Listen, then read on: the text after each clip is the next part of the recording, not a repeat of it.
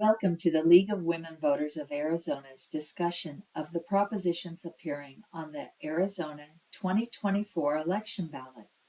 We'll be sharing information on ballot propositions. The League of Women Voters of Arizona is a nonpartisan grassroots civic organization that encourages informed and active participation in government, works to increase understanding of major public policy issues, and influences public policy through education and advocacy.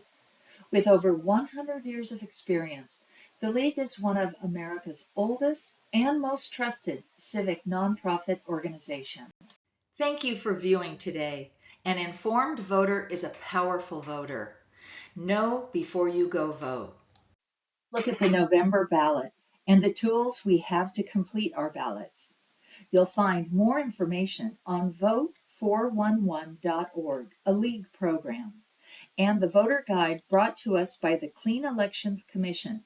And remember to start at the bottom of your ballot and complete the whole ballot. On your ballot, you'll have all the candidates for federal offices: President, Vice President, Senate, and Congress, statewide offices, and our state legislature, which includes 30 senators and 60 representatives that are elected every 2 years, county offices, local city councils, and school boards. We will also be deciding if we'll retain or remove judges. And finally, the propositions.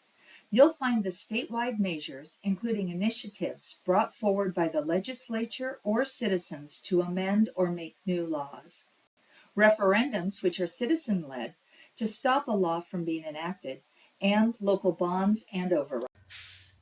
The proposition that impacts the judiciary and courts is Proposition 137, the proposed amendment to the Arizona Constitution by the legislature relating to the judicial department. End term limits and retention elections for Supreme Court justices and Superior Court judges.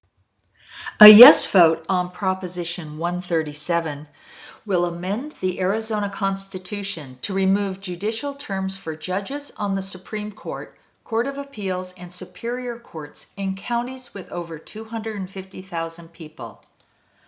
End voter retention decisions for these judges, except in cases of felony, fraud, dishonesty, bankruptcy, foreclosure, or failure to meet performance standards. Increases legislative oversight, allowing the state legislature to investigate judges' conduct. Apply retroactively, nullifying retention votes cast in November 2024. A no vote on Proposition 137 will maintain the current system of voters deciding whether to retain a judge at the end of their judicial term. Those in support for Proposition 137 argue that voters shouldn't decide which judges step down. This should be left to experts. Judges should have lifetime appointments unless they engage in egregious behavior. Saves time by avoiding the need to decide on 80 judges every 2 years, which is inefficient. Saves taxpayer money by reducing the costs of placing judges on the ballot every 2 years. Reduces delays in election results, as the majority of ballot errors occur in the judges section. Those against Proposition 137 argue that the measure is retroactive, meaning judges voted out in November would still be retained. A retention vote with term limits ensures accountability for powerful government officials. It prevents the public from voting to remove judges they see as incompetent or extremist. This proposition strips Arizonans of their ability to hold judges accountable, installing lifetime appointments and undermining voter power, especially in populous counties, leading to widespread disenfranchisement. The bad behavior criteria exclude issues like public perception of unfairness, lack of impartiality, or patterns of unethical behavior, leaving final judgment to the Chief Justice. And just a reminder of these important election dates to mark on your calendar. October 7th is the voter registration deadline.